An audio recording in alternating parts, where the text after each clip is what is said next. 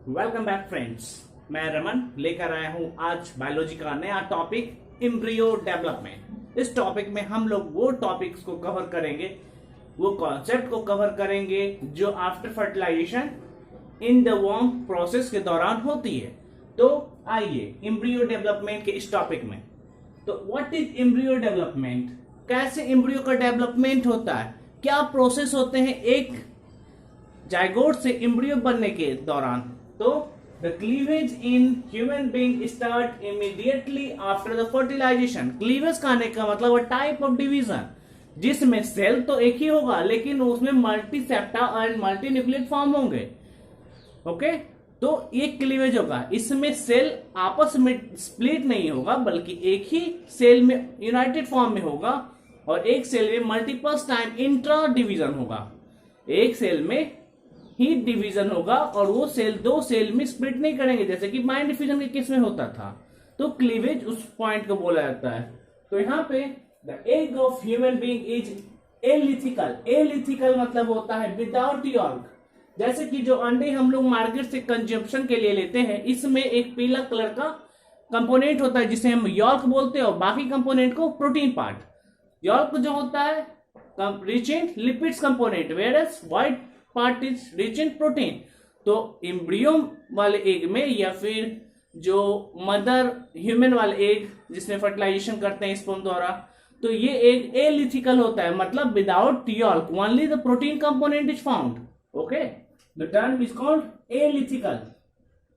Therefore the cleavage in human being is holoblastic.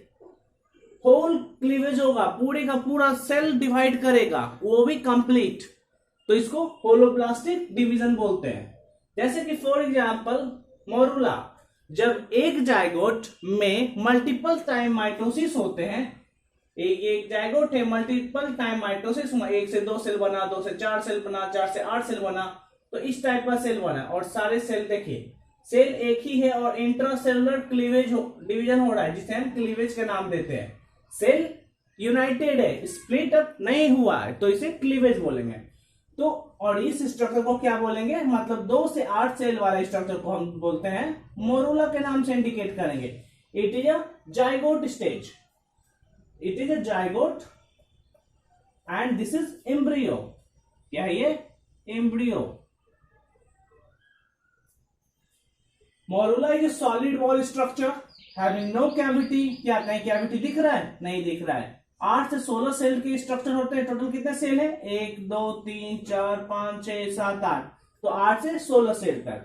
तो daughter sales are called ब्लास्टोमेयर्स, और इसको हम लोग ब्लास्टोमेयर भी बोल सकते हैं। क्या बोलेंगे? ब्लास्टोमेयर या फिर मोरुला। ओके, तो ये क्लीवेज कहां पे होता है? जाइगोट में होता है। मल्टीपल्स टाइम होते हैं, तो मल्टीपल्स टाइम के बाद फाइनली जो प्रोडक्ट बनता है उसको मोरुला या फिर ब्लास्टोमेयर के नाम से जानते हैं। तो आपके लिए एक क्वेश्चन है, कितने टाइम माइटोसिस यहां पे हुआ होगा? कितने टाइम माइटोसिस हुआ होगा? The number of mitosis awkward during the formation of morula from zygote. Please give your answer in a comment chat. Now embryo के डेवलपमेंट में पहला स्टेज जो आता है उसे हम मोरुला के नाम से जानते हैं, जो 8 से 16 सेल के होते हैं, वो भी सॉलिड बॉल विदाउट यॉल्क, है ना। तो यहाँ पे होलोब्लास्टिक डिवीजन होता है। लेकिन जब मोरुला में फर्दर माइटोसिस हुआ, डिवीजन हुआ, तो एक दूसरा स्टेज बना जिसे हम बैस्टुला के नाम से जानते हैं या फिर ब्लास्टोसिस्ट बोलते हैं। इस ब्लास्टोसिस्ट में आगे के स्ट्रक्चर क्या हुए? Morula continue to divide and transferred into a structure called blastocyst. ये ब्लास्टोसिस्ट स्ट्रक्चर का फॉर्मेशन मोरुला से होता है। इट हैज ए कैविटी जिसे हम लोग ल्यूमेन भी बोलते हैं, कैविटी ल्यूमेन, है ना, LUMEN। जिस और तो ये कैविटी को क्या बोलेंगे? ब्लास्टोसियोल। ब्लास्टोसियोल। तो blastocyst consist of 2 type of cell. Total blastocyst के पास 2 तरह के सेल्स होते हैं। पहले सेल्स का नाम है ट्रोपोब्लास्ट जिसे हम ट्रोफोइक्टोडर्म बोलते हैं, और दूसरे सेल का नाम है इनर सेल मास या embryoblast.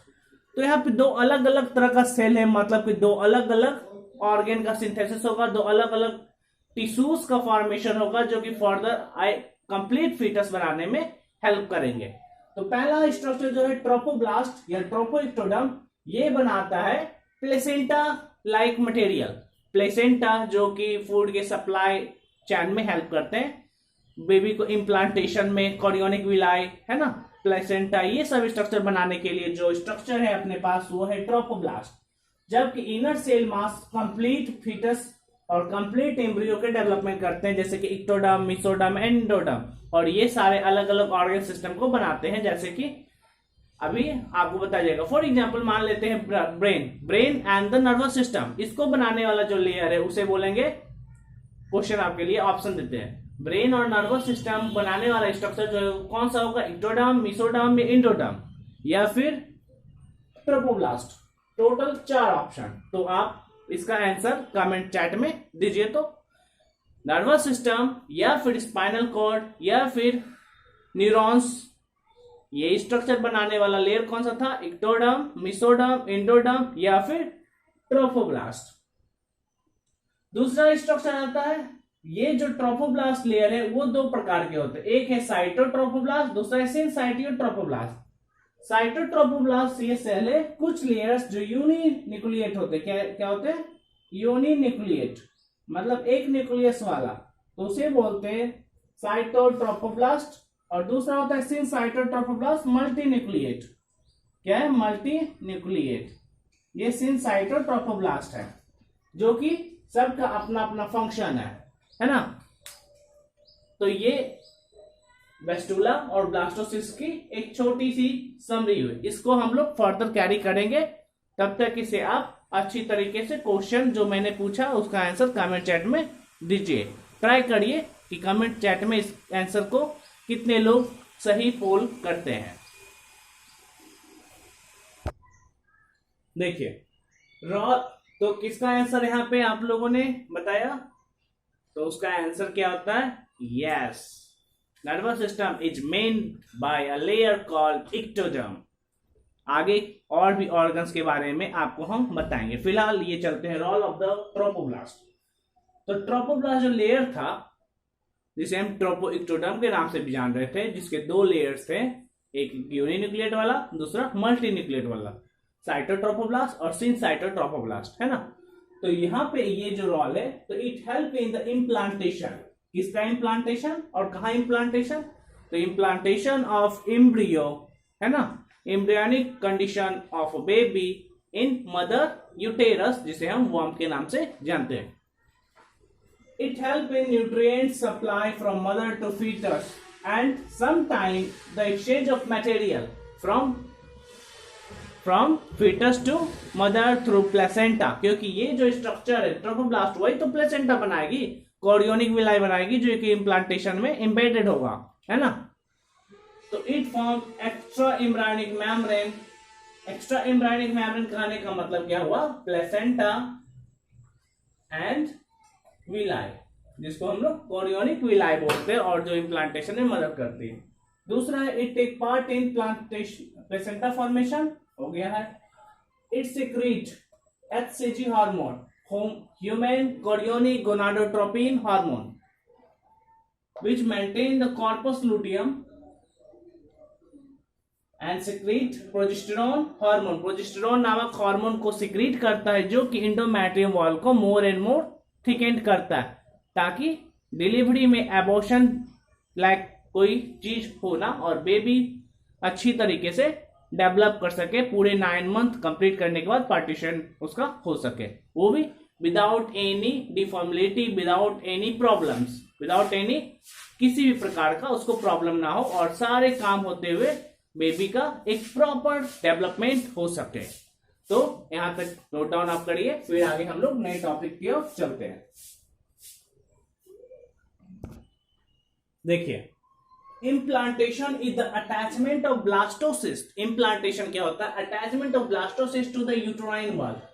It occur after 7 days of fertilisation. जब एग और स्पर्म का फर्टिलाइजेशन होता है उसके 7 दिन बाद आपको पता चल जाएगा कि यू आर प्रेग्नेंट और नॉट, क्योंकि इम्प्लांटेशन होने में 7 दिन का वक्त लगता है। ये 7 दिन में लाइटिक एंजाइम जो होते हैं, मतलब डाइजेस्टिव एंजाइम, लाइटिक एंजाइम को हम लोग डाइजेस्टिव एंजाइम भी बोल सकते हैं, सिक्रेटेड बाय ट्रोपोब्लास्ट जो ट्रोफोप्लास्ट सेल है वो सिक्रेट कर देते हैं लाइटिक एंजाइम और इंडोमेट्रियम सेल को, इंडोमेट्रियम लाइनिंग को डिसॉल्व करते हैं and divide themselves to form chorionic villi. और यहाँ पे जो ट्रोफोप्लास्ट सेल है वो अपने आप को डिवाइड करते ताकि हमें फिंगर लाइक प्रोजेक्शन हो सके और वो finger like projection endometrium wall में इम्बेड हो सके। Chorionic villi penetrate endometrium for fixation and further growth by absorbing nutrients. Fixit कर लेती है, फिक्स हो जाती है, जैसे कि फिम्ब्राई का स्ट्रक्चर होता है, विलाई का स्ट्रक्चर, और वहां से फिर मदर के यूटेरस वाले लाइनिंग से न्यूट्रिएंट्स एब्जॉर्ब करती है और फर्दर डिवाइड करती है, और खुद तो डिवाइड करती है, साथ में अपना बेबी के डेवलपमेंट में भी न्यूट्रिएंट्स का सप्लाई चेन बनाती है। After attachment the uterine wall divide rapidly and cover the blastocyst. As a result blastocyst get embedded into the wall. देखिए इसका मतलब क्या है, मान लीजिए सपोज यहाँ पे इंडोमेट्रियम वॉल ये है, एक तरफ का बना रहा है, ये इंडोमेट्रियम, ये इंडोमेट्रियम, तो यहाँ पे आके फिंगर लाइक प्रोजेक्शन था और ऊपर में ऐसे था दिस स्ट्रक्चर। तो यहाँ पे इंडोमेट्रियम हुआ, ये फिक्स हो गया, ऊपर हुआ, ये वॉल ऊपर से कवर कर दिया, इसको पूरे तरीके से कवर कर दिया। कौन सा लाइनिंग है, इंडोमेट्रियम वॉल का जो लाइनिंग है वो पूरे ऊपर कवर कर दिया। ये कवर करने से अब अंदर में प्रोटेक्टेड है। सपोज दो लेयर है, इधर इंडोमेट्रियम के ऊपर ट्रोफोप्लास्ट सेल फिक्स हुआ है। अब फिक्स होने के बाद इम्प्लांटेशन हो गया। इम्प्लांटेशन के बाद क्या होगा, जो लाइनिंग का वॉल है उसके ऊपर से ओवरलैप करेगा, एक फिर से एक लेयर बनाएगा और उसको अपने यहाँ अंदर ले लेगा, इम्बेड कर लेगा, और इम्बेड करने के बाद ताकि उसको अच्छे से प्रोटेक्शन प्रोवाइड कर सके, ग्रोथ में किसी प्रकार का हार्मफुल या मैकेनिकल तनाव उस पर ना है, स्ट्रेस ना है, चोट टूट का असर, अगर बाय द वे अगर चोट लग गया बाहर से फिजिकली तो उसमें असर कम हो। मेन काम है प्रोटेक्शन प्रोवाइड करना टू डेवलपिंग फिटर्स। तो इस प्रकार आज के लेक्चर यहीं पे समाप्त करते हैं, ज्यादा बड़ा वीडियो नहीं करेंगे, तो देखते रहिए और हमारे चैनल को सपोर्ट करते रहिए। Please like share and subscribe the channel. अगले लेक्चर में हम लोग लेक्चर नंबर कितने हो गए, 17, तो ज्यादा लेक्चर हो रहे हैं ना, तो ये लेक्चर नंबर छोटे छोटे स्पेंस के, इसलिए थोड़ा ज्यादा नंबर ऑफ लेक्चर्स होंगे ताकि आपको पढ़ने में प्रॉब्लम भी ना हो सके, है ना। तो मिलते हैं नेक्स्ट वीडियो में अगले टॉपिक के साथ। Thank you for the day.